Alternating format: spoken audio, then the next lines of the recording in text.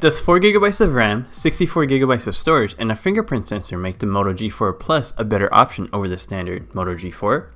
That's what we're here to find out. What's up everyone, Alex here from Android Headlines, and this is our full video review of the Moto G4 Plus.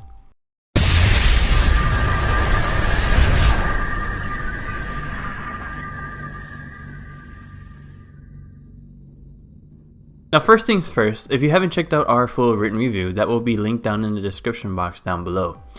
We go much further in depth in the written review than in this video, obviously, since the video can only be so long. So it's definitely worth checking out. Secondly, the Moto G4 Plus that we have here is the 4GB of RAM with 64GB of storage model. Now that retails for $299.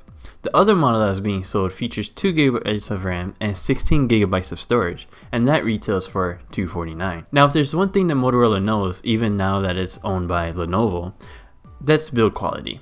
The Moto G4 Plus is still built by the Motorola team here in Chicago, and you can definitely see that the Motorola identity is still in the device, even though it is technically a Lenovo device now. Now the backside of the Moto G4 Plus has plenty of grip, and it is removable. Now beneath the back cover you'll find that there is a micro SIM card slot and a micro SD card slot. While we're on that topic, Lenovo has included a nano to micro SIM card adapter for the Moto G4 Plus. Now this allows you to use your nano SIM card without having to get a new SIM card or even get a new adapter to use it. The micro SD card slot can fit up to 256GB of storage, which we used a 128GB card for our review. Adaptable storage is available, so we were able to get up to 181GB of storage on the Moto G4 Plus. Now continuing the hardware tour here, the power and volume rocker are located on the right side of the device, while the 3.5mm headphone jack is up at the top and a micro USB port at the bottom. Now Lenovo gave us a front-facing speaker here on the Moto G4 Plus, which is located in the earpiece. The speaker actually performs quite well. Now, it won't give you any type of, hi-fi audio or anything that's crazy good like the HTC 10, but it is still nice and loud, and definitely preferred to having a rear-facing speaker or even a speaker that's on the bottom of the device. Also on the front, below that 5.5-inch 1080p IPS display, which we'll get to in a minute, is a fingerprint sensor. One of the first Moto devices with a fingerprint sensor. While I would have preferred the fingerprint sensor to be located on the backside of the device because it's a bit more natural feeling, and that's kind of what we're used to with a lot of other smartphones these days, it does actually work pretty well here on the front. Now it recognized our finger just about every time. We didn't really have any issues with it not recognizing our fingerprint when we were trying to unlock the phone or log into apps or anything like that. And because it is running Android 6.0 Marshmallow, it does support the fingerprint API, so you are able to use it to for purchases in Google Play.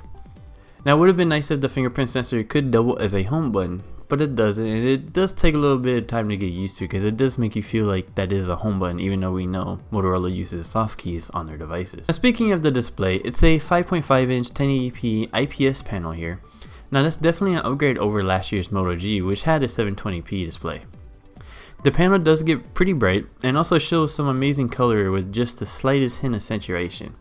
Now it's not going to be as saturated as an AMOLED panel would provide, but it's still pretty decent. Moving on to performance, we have a Snapdragon 617 powering the show, and it's paired with 4GB of RAM. As you'd expect, there's plenty of RAM to keep everything running smoothly without apps closing by themselves. Now the Snapdragon 617, as we mentioned in our Moto G4 review, again link will be down below in the description, it does have a tendency to get a bit warm, and it's just slow overall. Now we could definitely have a worse experience as far as performance goes on a smartphone in this price range, but this isn't the best one either. It's kinda in the middle, which is a shame because pretty much everything else on the Moto G4 Plus is basically perfect. Battery life, the Moto G4 Plus seemed to be slightly less stellar when compared to its lower spec brother, the Moto G4. Now we still get some pretty great numbers out of the Moto G4 Plus. We were able to get around 4 to 5 hours of on-screen time on each charge, which is pretty good in 2016. Now Lenovo does provide a turbocharger in the box, which is compatible with Quick Charge 3.0, allowing you to charge up the Moto G4 Plus pretty quickly. We went from about 2% to 100% in about 85-90 minutes, which is pretty fast when you consider it's a 3000 mAh battery inside. On the software front, we're looking at Android 6.0 Marshmallow. While it's nice to see that the latest available version of Android is on the Moto G4 Plus, the sad thing is that it's running a 2-month-old security patch. In fact, it's the same security patch that they just rolled out to the Moto X Pure Edition, so hopes aren't too high for security updates nor fast updates to the Moto G4 Plus. And that's a bit unfortunate after the first two Moto X and Moto G smartphones became known for their quick updates. Now, getting that whole update thing out of the way, it is stock Android here, which is basically what we've come to expect from Motorola, even under Lenovo now. As you'd expect, all of the features are tucked away in the Moto app, which is updated through the Google Play Store. Now, the Moto app doesn't feature everything you see on the Moto Z or the Moto Z4, because those are their flagship devices. They save all the good stuff for their flagships. But with the Moto G4 Plus, you do get Moto Display and Moto Actions, just like you did with the Moto G4.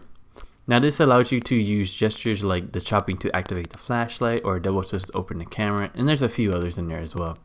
And of course, Moto Display allows you to view all your notifications without actually powering on the entire display. Even though it is an IPS display, so it doesn't light up individual pixels like an AMOLED display does on the Moto Z. Now, the other main difference here between the Moto G4 Plus and the Moto G4 is obviously the camera. With the Moto G4 Plus, we have a 16 megapixel sensor here on the back with face detection and laser autofocus.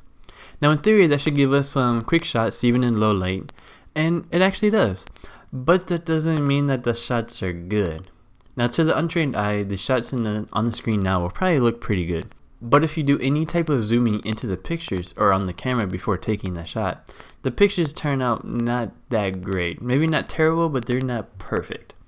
Even without zooming, there's still plenty of noise out there in the pictures, which is not really a good thing considering this is supposed to be the better camera. But it looks like the Moto G4's camera actually performs a bit better. Maybe a little bit slower, but the pictures are a bit better. Now, in terms of the camera experience, the app seems to be a bit plain here, but that doesn't mean that it's lacking features.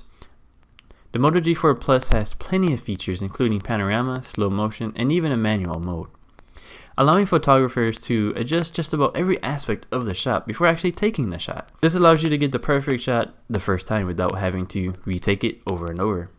Now, if you swipe in from the left, you get to your settings for the camera. And of course, swiping in from the right reveals you're recently taking photos. Nothing's really changed here, it's just the UI, the way the UI looks has changed a little bit over the years, but the main camera hasn't really changed. Now, as you mentioned already, the Moto G4 Plus is available now starting at $249. Although we would definitely recommend getting the higher end model with 4GB of RAM and 64GB of storage, and that'll cost you $299. Now, we'll have links down in the description box so you can pick up either one. Remember that the Moto G4 Plus does work on all 4 US carriers and does indeed get LTE from all 4. During our review, we used it on both Verizon and T-Mobile and got LTE on both without any issues. Now, that's the Moto G4 Plus in a nutshell. Make sure to like and subscribe if you haven't already, and we'll see you in the next one.